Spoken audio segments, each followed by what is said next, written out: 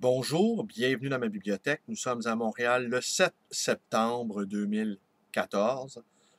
Mon nom est Bruno Lalonde. Alors aujourd'hui, je vais vous lire une lettre, un courriel que j'ai reçu il y a quelques jours concernant la petite vidéo que j'ai commise contre Martin Heidegger à partir d'un texte de Jeanne Hersch.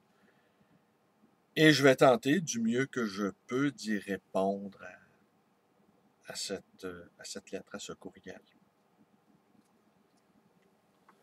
Et l'envoi est de Christophe. Je ne nomme pas son nom de famille car je subodore que Christophe a des appréhensions qui sont bien souvent, comme nous le savons, légitimes concernant les réseaux sociaux où l'injure, l'anathème, ils sont légion. Fort heureusement, lui et moi, nous ne vivons pas sur ce mode-là de l'injure. Et comme il le dit également, nous ne sommes pas des polémistes. Et oui. Et nous sommes davantage portés sur Philia que Sophia. Pour ma part également, je préfère la contemplation, la musique, la réflexion, la méditation, au bavardage incessant au gazouillage incessant que l'on peut retrouver sur les réseaux sociaux. Alors, je vais vous lire cet envoi et je vais tenter d'y répondre en vous racontant, entre autres choses, un petit souvenir personnel qui est à la source d'une très, très, très, très longue réflexion sur la question du mal. Et je n'y parviendrai sans doute jamais à répondre à cette question-là de l'iniquité du mal, qui a tant taraudé des théologiens, des philosophes depuis des millénaires. Et nous sommes tous englués dans ce mal, parfois ordinaire, le mal quotidien, le mal de l'indifférence, ou encore le mal organisé, industriel, le mal à l'échelle cosmique même, parfois. Cher Bruno Lalonde, je me demandais à quelle occasion je pourrais saisir pour vous saluer depuis la France, sans me douter un seul instant que ce serait la colère qui me ferait prendre langue avec vous. D'abord, je me suis demandé si j'allais vous écrire pour vous dire que votre chronique sur Heidegger était injuste et combien elle m'étonnait venant de vous, dont la parole porte naturellement témoignage du monde, proprement humain. Il n'a jamais été question d'autre chose avec Heidegger. Adrien France Lanard, tentant de montrer le phénomène de l'amitié, a dit quelque part que les amis sont ceux qui, ensemble, portent leur regard dans la même direction.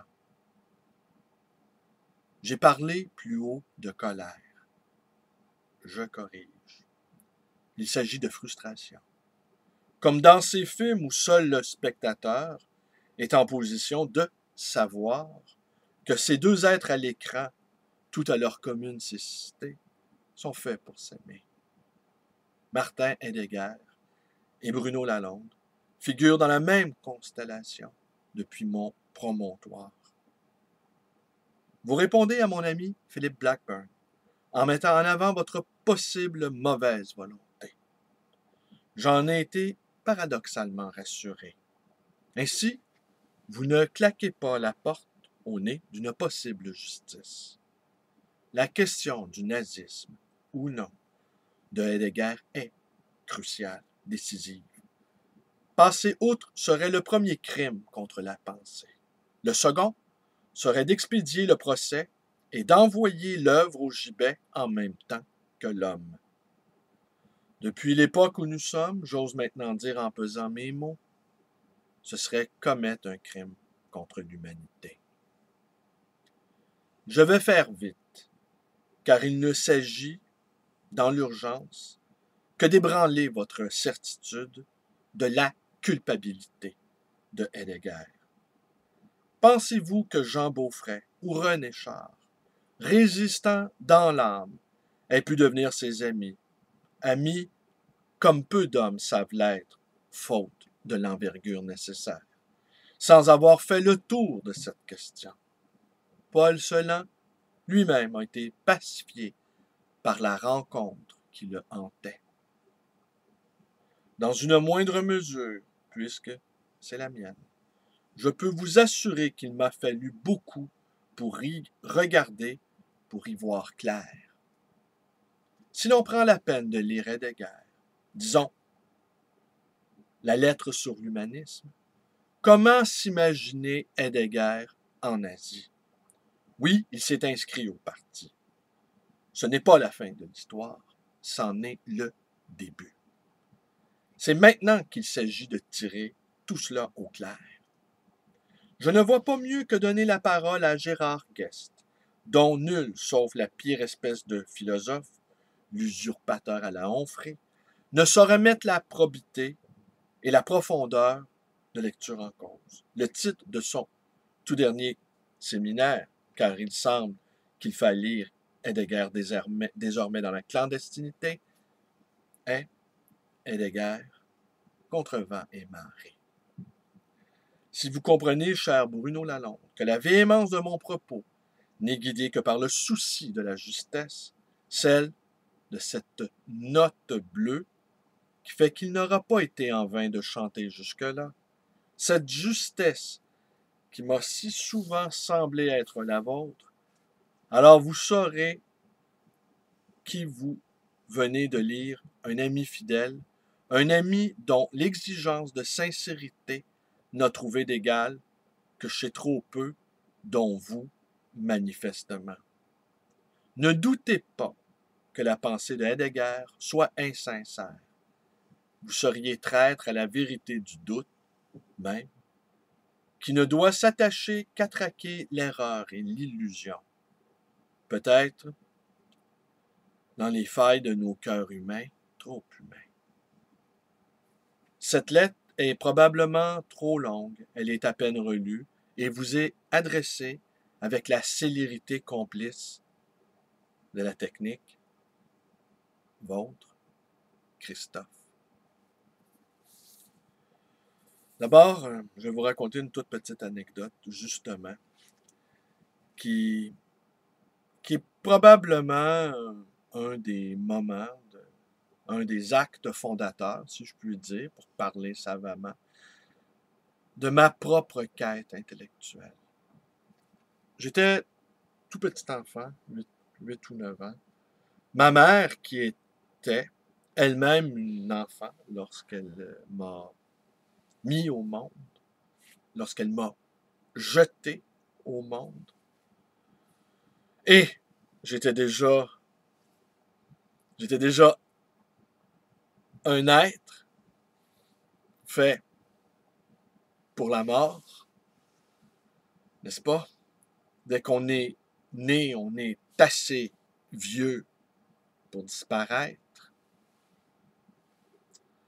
Alors, cette mère-là est prise de poésie, est prise d'absolu, cette toute petite jeune femme qui a épousé un homme, qui a abandonné sa femme, ma mère, ma sœur et moi, qui a abandonné ses enfants très très tôt.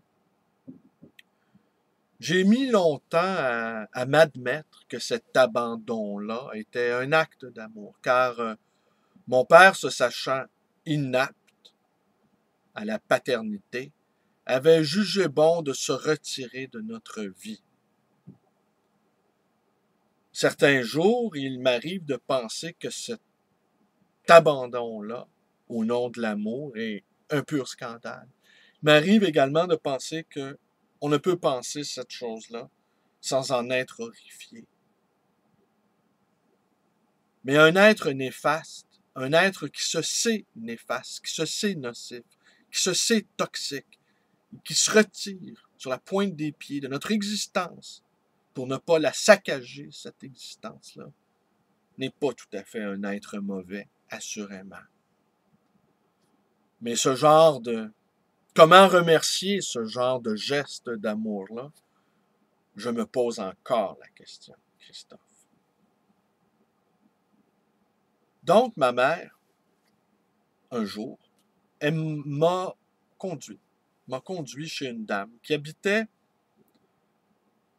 à 1 kilomètre de chez moi.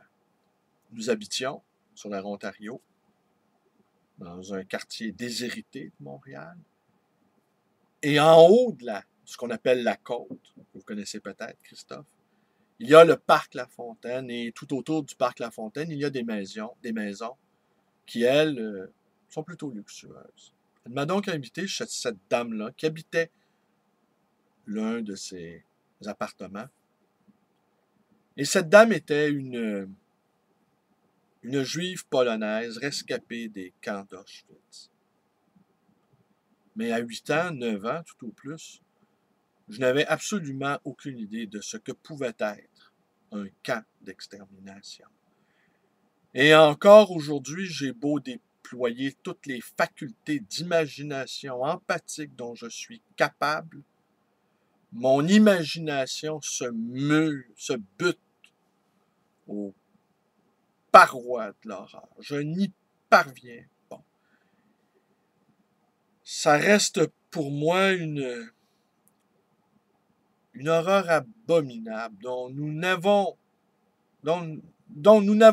en fin de compte, jamais éprouvé dans notre corporalité, dans notre corporéité, dans notre chair, dans notre existence même, tout ce que cela pouvait supposer, que des êtres humains capturent d'autres êtres humains et décident que c'était des non-êtres.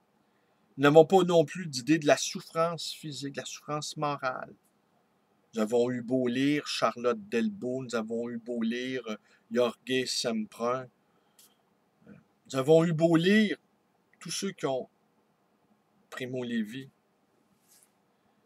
qui ont survécu à ces horreurs des camps.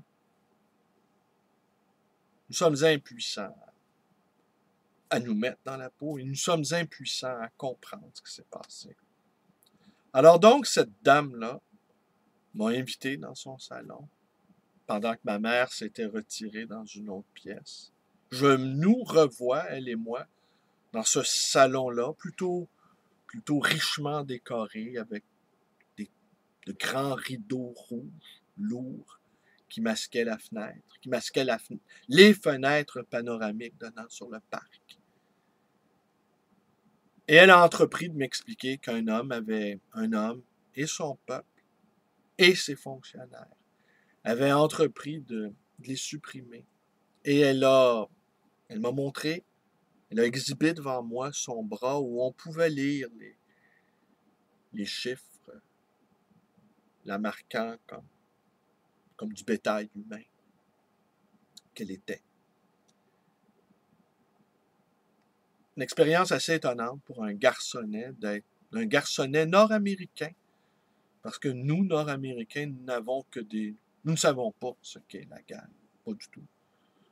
Nous n'avons pas de grands-parents, nous n'avons pas eu de grands-parents qui nous ont relaté les récits d'horreur ou de bravoure. Nous n'y avons pratiquement pas participé. Et cette guerre-là, la Deuxième Guerre mondiale, ne s'est pas déroulée sur notre territoire.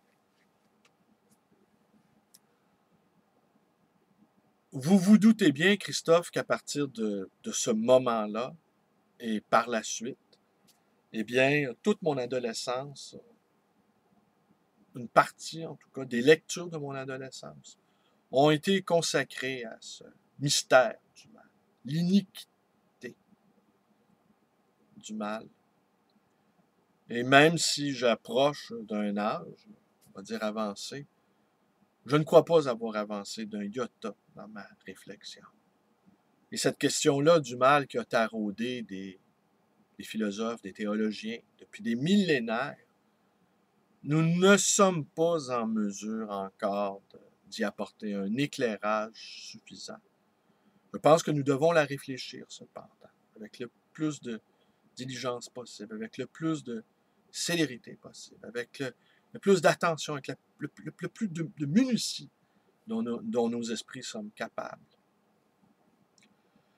Vous me dites quelque chose aussi qui m'a toujours posé problème. C'est justement l'amitié qui unissait René Char à Martin Heidegger. Sans faire de psychologisme de bas étage, hein, j'ai beaucoup réfléchi à cette amitié-là. Et je vais émettre ici une hypothèse, oh, combien fragile, mais que je vais quand même vous offrir. Vous n'êtes pas sans savoir que René Char a été un résistant actif, il a été colonel, et qu'il a tué des hommes. Je ne sais plus dans quel poème il compare le fait le geste de tuer un homme comme qu'il compare à celui d'avaler prestement un grand verre de lait très très froid qui monte à la tête, on tue un homme d'une seule gorgée, en quelque sorte. Et que cette froidure envahit notre esprit. Et que nous devons le faire rapidement, presque sans état d'âme. Je dis bien presque sans état d'âme. Parce qu'on ne peut imaginer un poète ne pas avoir d'état d'âme. Mais on ne peut imaginer, à moins d'être un psychopathe, et René Char n'était pas un psychopathe, n'éprouver aucun remords ni aucun regret d'avoir tué un homme. Même si cet homme-là était un ennemi qui, lui, était prêt à en découdre avec nous, qui était prêt à nous tuer également, qui était prêt à nous boire comme ce grand et long verre de lait froid. Alors j'ai pensé que d'une certaine façon, Char se reconnaissait dans le vaincu qui était Martin Heidegger, que le colonel Char avait été capable de ressentir la souffrance existentielle d'une pensée comme celle de Martin Heidegger, qu'il avait reconnu chez ce petit homme un frère. Quelqu'un qui, peut-être en d'autres circonstances, aurait tué, peut-être aussi. J'ai également suspecté Martin Heidegger d'avoir été flatté par cette amitié, qu'on ne pourrait juger suspecte.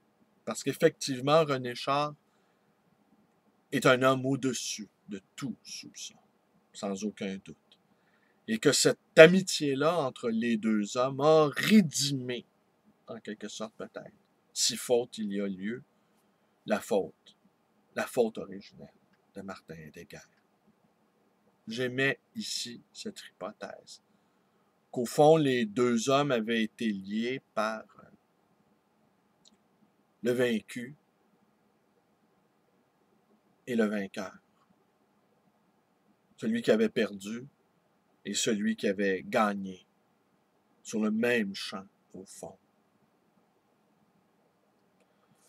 Alors oui, très très tôt, j'ai colligé les articles et j'ai lu les livres qui étaient écrits par des détracteurs de Martin Heidegger. À commencer par celui que vous connaissez, celui de Farias, Victor Farias, publié au milieu des années 80, qui démontrait hors de tout doute que Martin Heidegger avait adhéré au parti nazi.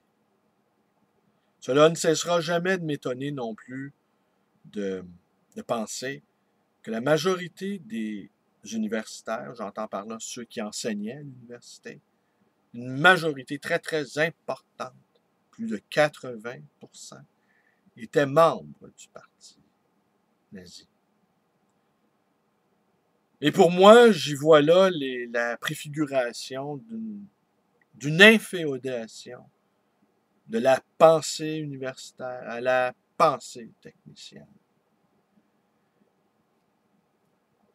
On sait également que Habermas, ou Adorno, ou Bourdieu, ou Lévinas, ou Blanchot, ou Emmanuel Faye ont été des adversaires farouches de la pensée de Heidegger.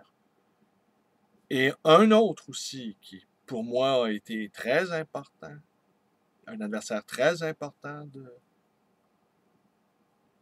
d'Heidegger, et là c'est ironique, car il a été également, comme vous le savez, le mari d'Hannah Arendt, qui, comme vous le savez, elle a défendu jusqu'au bout Martin Heidegger. Eh bien, c'est Gunther Anders. Alors, Gunther Anders a été probablement le critique le plus sévère de la pensée de Martin Heidegger. Encore là, on pourrait faire du psychologisme à 5 sous. Est-ce que Gunther Anders nourrissait un complexe d'infériorité intellectuelle à l'égard de ce qui avait été le premier et peut-être même le seul véritable amour d'Hannah Arendt? C'est possible. Dans les défenseurs aussi, on retrouve Philippe Solers. Ça aussi, je dois vous confier que, je dois vous confesser que cela m'a posé problème, a ébranlé mon sentiment anti-heideggerien. Derrida, naturellement. Et le très, très, très beau livre de François Méronis, L'axe du néant, qui est un ouvrage en phase avec la modernité d'aujourd'hui, tout en établissant, selon Méronis du moins, la validité de quelques-unes des thèses d'Heidegger, où l'être est grugé, où l'être est attaqué de toutes parts par une technique dévastatrice. Vous évoquez la lettre sur l'humanisme. N'est-ce pas dans cette fameuse lettre où Heidegger pose la question « Seul un Dieu peut nous sauver ». Nous attendons tout de l'homme. Nous avons beau blâmer ce que nous appelons la nature humaine, terme que je n'utilise plus jamais. Moi, je parle maintenant d'espèce humaine. C'est plus neutre. Et quant à la nature humaine, vous le savez, c'est toujours une façon de la dénigrer. Quand on parle de nature humaine, on en vient toujours à dire des choses qui sont négatives sur elle. Tandis que l'espèce humaine, c'est plus neutre. Et dans l'espèce humaine, on y trouve évidemment Hitler, mais on y trouve également Jean-Sébastien Bach. Vous me conseillez Gérard Guest et vous avez partagé dans cette lettre le lien. Je m'engage à aller les écouter, les vidéos de Gérard Guest. Et pour vous démontrer, Christophe, que je tiens compte de votre avis, je tiens compte également de cette nécessaire sincérité qui nous oblige à défendre les gens que nous aimons, à défendre les auteurs que nous aimons, eh bien, cette honnêteté-là qui est la vôtre et qui vous honore, fait que je m'engage à lire ceci.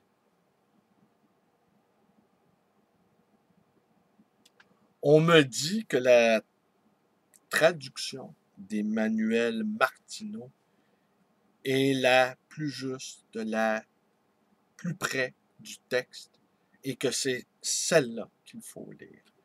Alors, je m'engage à lire 2 ou 3 pages par jour. C'est peu, mais je vais prendre le temps de les lire, ces pages-là, ces 2 ou 3 pages-là quotidiennes, avec le plus d'ouverture possible, en faisant abstraction de tous mes préjugés comme vous les avez entendus. J'ai même fini par penser que la pensée heideggerienne était une façon de ne pas s'engager politiquement. On peut faire la parenthèse entre Sartre. Vous savez, Sartre, le Sartre de l'être et le néant est un Sartre heideggerien. Par la suite, Sartre s'est désengagé de la philosophie heideggerienne, a jugé que c'était un moment de sa pensée philosophique et qu'après ça, ben, il a tourné le dos à la spéculation heideggerienne, à la spéculation philosophique heideggerienne pour s'engager dans un combat plus politique en utilisant ce qu'il appelait le marxisme, son horizon indépassable. Alors donc, je m'engage à en lire 2 ou 3 pages par jour, en faire une lecture dense, une lecture concentrée, à y réfléchir. Et je vous en redonne des nouvelles dans quelques semaines, quelques mois. Je vous remercie encore, Christophe, de votre envoi. Je vous remercie d'être avec moi, ceux qui écoutez mes petites vidéos. Passez une belle journée. Je vous embrasse tous. Merci. Bonne journée.